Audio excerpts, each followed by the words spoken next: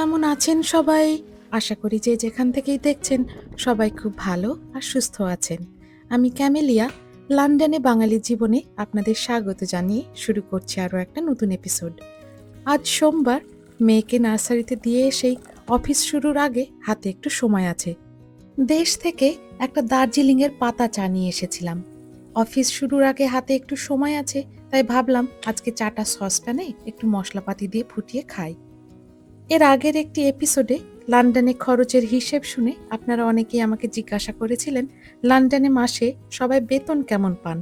তো ভাবলাম আজকের এপিসোডটাই আপনাদের সাথে লন্ডনের উপার্জন নিয়ে একটু গল্প করি। তবে তার আগে একটা ছোট্ট কথা জানিয়ে রাখি। বছর ৫ আগে আমরা বেড়াতে গিয়েছিলাম ইউকের ডার্ডল ডোর নামে একটি জায়গায়। জায়গাটি ইউকের কোটি কোটি বছরের পুরনো জুরাসিক কোস্টে অবস্থিত। তো যখন গিয়েছিলাম তখন আমার কাছে একটা ডিএসএলআর ক্যামেরা ছিল, আর সেই ক্যামেরায় জায়গাটির একটা ভিডিও করেছিলাম। তখন প্রচণ্ড কাঁচা হাত আর তার উপরে ভারী ডিএসএলআর ক্যামেরা। তবে জায়গাটি এত সুন্দর, আর ভিডিওটি যখন কষ্ট করে করেইছিলাম, ভাবলাম আজ লন্ডনের উপার্জনের গল্প করতে করতে ভিডিওটা আপনাদেরকে একটু দেখাই। লন্ডনের বেতন কত, এই বিষয়টা আসলে বেশ কটা ফ্যাক্টরের উপর নির্ভর করে, যেমন ধরুন চাকরির লোকেশন, কী ধরনের চাকরি ইত্যাদি। আজকের এপিসোডটির মাধ্যমে আমার জানা মতে লন্ডনে বিভিন্ন চাকরির বেতন কত সেটাই আপনাদের সামনে তুলে ধরার চেষ্টা করব। তবে বেতন কত সেটা জানার প্রথমে বুঝতে হবে ইউকেতে বেতনের সিস্টেমটা কীরকম এবং মাসের শেষে কতটা অর্থ বাড়ি নিয়ে যান সবাই। ওই যে আগে বললাম না জুরাসিক কোস্টের ভিডিওটি দেখাবো, এইটা হচ্ছে ইউকের জুরাসিক কোস্ট। এই ভিডিওটি আমার ৫ বছর আগে করা হয়েছিল। কি সুন্দর জায়গাটি দেখুন। আবার বেতনের প্রসঙ্গেই ফিরে আসি। প্রথমত, ইউকেতে ২ ধরনের বেতন রয়েছে। প্রথমটিকে বলে ওয়েজেস, বা যাকে বাংলায় বলে মজুরি, যার হিসাব কাজের ঘন্টা ধরে করা হয় এবং সাধারণত সেই পেমেন্টটা সাপ্তাহিক হয়। প্রতি সপ্তাহের শেষে মজুরিটা ব্যাংক অ্যাকাউন্টে পে করে দেওয়া হয়। এই ওয়েজ সিস্টেম বা মজুরি সিস্টেমটা সাধারণত দোকানের কর্মী, ওয়েটার এবং অন্যান্য স্বল্প দক্ষ চাকরি বা অস্থায়ী চাকরির ক্ষেত্রে প্রযোজ্য হয়।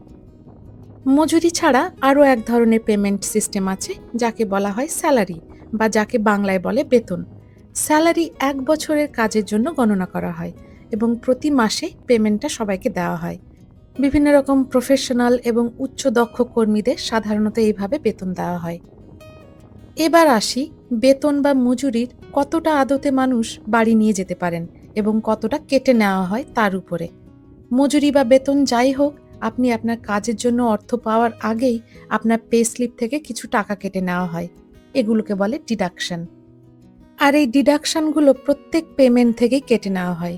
যারা সাপ্তাহিক উপার্জন করছেন তাদের সাপ্তাহিক, আর যারা মাসিক বেতন পান তাদের মাসিক বেতন থেকে ডিডাক্টটা করা হয়। এবার একটু আসি কি কি ডিডাকশন হয় তার উপরে। প্রথমেই যেটা কেটে নেওয়া হয় সেটা হলো ইনকাম ট্যাক্স বা আয়কর। কতটা আয়কর আপনি দেবেন সেটা নির্ভর করছে কতটা আয় আপনি করছেন তার উপরে। এই ফাঁকে আপনাদের একটু বলে রাখি, আজকের হিসেবগুলো সব ব্রিটিশ পাউন্ডের পাশাপাশি ইন্ডিয়ান কারেন্সিতেও দেব আপনাদের বোঝার সুবিধার জন্যে। তো আবার ইনকাম ট্যাক্সে ফিরে আসি। বাৎসরিক হিসাবে মজুরি বা স্যালারির প্রথম যে ১২,৫৭০ পাউন্ড বা ইন্ডিয়ান কারেন্সিতে প্রায় ১৩,৩২,০০০ টাকা ইনকাম হয়, সেটা হলো ব্যক্তিগত ভাতা। আর এই ব্যক্তিগত ভাতায় কোনো ট্যাক্স নেই। এই অঙ্কটা ট্যাক্স ছাড়াই ইনকাম হয়। তবে এর উপরে যেটুকু ইনকাম করবেন তার উপরে কিন্তু ট্যাক্স আছে। বাৎসরিক ইনকাম যদি ১২,৫৭১ পাউন্ড থেকে ৫০,২৭০ পাউন্ড হয়, মানে প্রায় ধরুন ১৩,৩৩,০০০ টাকা থেকে ৫৩,২৮,০০০ টাকা পর্যন্ত হয়, তাহলে কিন্তু তার উপরে 20% ট্যাক্স আছে। এই ট্যাক্স ব্র্যাকেটটিকে বলা হয় বেসিক ট্যাক্স বা মৌলিক কর। এরপরে আসছে হায়ার ট্যাক্স রেট বা উচ্চ আয়কর। উচ্চ আয়করের হার হলো 40%। ৫০,২৭১ পাউন্ড থেকে ১,২৫,১৪০ পাউন্ড পর্যন্ত, মানে বাৎসরিক ইনকাম ৫৩,২৮,০০০ টাকা থেকে ১,৩২,৬৫,০০০ টাকা পর্যন্ত হয়, তাহলে তার উপরে 40% ট্যাক্স লাঘব হবে। আর এই ট্যাক্স ব্র্যাকেটটিকে বলা হয় হায়ার ট্যাক্স রেট বা উচ্চ আয়কর। এরপরে আসছে অ্যাডিশনাল ট্যাক্স রেট বা অতিরিক্ত আয়কর। অতিরিক্ত আয়করের হার হলো 45%। 1,25,140 পাউন্ড বা 1,32,66,000 টাকার উপরে যা ইনকাম হবে তাতে 45% ট্যাক্স লাঘব হবে। আর এই ট্যাক্স ব্র্যাকেটটিকে বলে অ্যাডিশনাল ট্যাক্স রেট। উপার্জন থেকে যতটুকুই ইনকাম ট্যাক্স কাটা হয় সেটা সম্পূর্ণই দেওয়া হয় সরকারকে। এ তো গেল ইনকাম ট্যাক্সের গল্প। এছাড়াও কিন্তু আরও একটা বাধ্যতামূলক ট্যাক্স আছে। ইনকাম ট্যাক্সের পাশাপাশি আরও একটি যে বাধ্যতামূলক ডিডাকশন আছে সেটিকে এখানে বলা হয় স্টেট পেনশন কন্ট্রিবিউশন বা রাষ্ট্রীয় পেনশন কর। এই স্টেট পেনশন কন্ট্রিবিউশনটি আবার ন্যাশনাল ইন্স্যুরেন্স নামেও পরিচিত, যেটাকে বাংলায় জাতীয় বীমা বলা যেতে পারে। ইনকাম ট্যাক্সের মতোই এই ডিডাকশনটিও কিন্তু উপার্জন থেকে অটোমেটিক কেটে নেওয়া হয়, তবে এরও একটা নিয়ম আছে।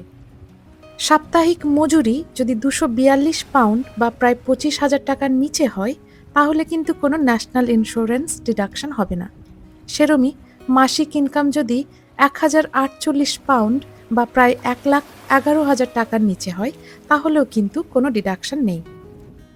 যদি সাপ্তাহিক মজুরি হিসাবে 25,000 টাকা বা মাসিক বেতন হিসাবে 1,11,000 টাকার বেশি ইনকাম হয় তাহলে কিন্তু আপনার ইনকাম থেকে ন্যাশনাল ইন্স্যুরেন্স কাটা যাবে। কত টাকা কাটা যাবে তারও একটা রেট আছে। যেমন ধরুন, সপ্তাহে 25,000 থেকে 1,00,000 টাকা উপার্জন করলে বা মাসিক বেতন হিসাবে 1,00,000 থেকে 4,44,000 টাকা উপার্জন হলে 8% হারে ন্যাশনাল ইন্স্যুরেন্স কাটা যাবে। এটিও কেটে নেওয়ার পর সরকারকে দেওয়া হয়। তবে এই স্টেট পেনশন বা ন্যাশনাল ইন্স্যুরেন্স হিসাবে যেটাই আপনার উপার্জন থেকে কেটে নেওয়া হচ্ছে সেটা কিন্তু আপনাকে ভবিষ্যতে ফিরিয়ে দেওয়া হবে সরকারি পেনশন হিসাবে। এই সরকারি পেনশনটা আপনার বর্তমান চাকরিটি সরকারি হোক বা বেসরকারি হোক আপনি পাবেনই। এরপরে আরও একটি ডিডাকশন আছে যেটাকে বলে প্রাইভেট পেনশন স্কিম। আগেরটা গেল রাষ্ট্রীয় পেনশন স্কিম, যেটা আপনি না চাইলেও আপনার উপার্জন থেকে কেটে নেওয়া হবে। তবে এই প্রাইভেট পেনশনটা আপনার ইচ্ছের উপরে নির্ভর করছে।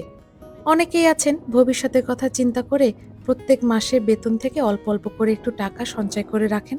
তবে এই ডিডাকশনটা কিন্তু বাধ্যতামূলক নয়। তবে এই পেনশন স্কিমটা থাকলে কিন্তু একটা সুবিধাও আছে। আপনার যদি প্রাইভেট পেনশন স্কিম থাকে তাহলে আপনিও যেমন মাসে মাসে একটু টাকা সঞ্চয় করছেন, আপনার এমপ্লয়ারও কিন্তু আপনার জন্য কিছুটা টাকা মাসে মাসে সঞ্চয় করবে। তবে আপনার প্রাইভেট পেনশন স্কিম না থাকলে তখন এমপ্লয়ার কিন্তু সেটা আপনার জন্য আর সঞ্চয় করবেন না। এরপরে আসছে স্টুডেন্ট লোন। ইউকেতে আবার বিশ্ববিদ্যালয়ে পড়াশোনা করা লোকেদের জন্য একটা অতিরিক্ত ডিডাকশন রয়েছে। এখানে ইউনিভার্সিটিতে পড়াশোনা করতে গেলে প্রত্যেকেরই একটা মোটা অঙ্ক ব্যয় করতে হয়। অতিরিক্ত মেধাবী ছাত্রছাত্রী হলে স্কলারশিপ পেয়ে যায়, কিন্তু সেই স্কলারশিপের মাধ্যমেও ইউনিভার্সিটিকে কিন্তু পে করতে হয়। তো স্কলারশিপের মাধ্যমেই হোক আর নিজের পকেট থেকেই হোক সবাইকেই কিন্তু ইউনিভার্সিটিকে একটা মোটা অঙ্ক পে করতে হয়। সেটা বেশিরভাগ স্থানীয় স্টুডেন্টদেরই মোটামুটি 20 লাখের কাছাকাছি হয়ে যায়। তবে ইউকেতে বেশিরভাগ মানুষ তাদের ইউনিভার্সিটির কোর্স ফি এর জন্য একটা লোন নেয়, যাকে বলে স্টুডেন্ট লোন। পড়াশোনা শেষে যখন সবাই উপার্জন করতে শুরু করে তখন প্রতি পেমেন্ট থেকে কিন্তু স্টুডেন্ট লোনের একটা ইনস্টলমেন্ট কেটে নেওয়া হয়।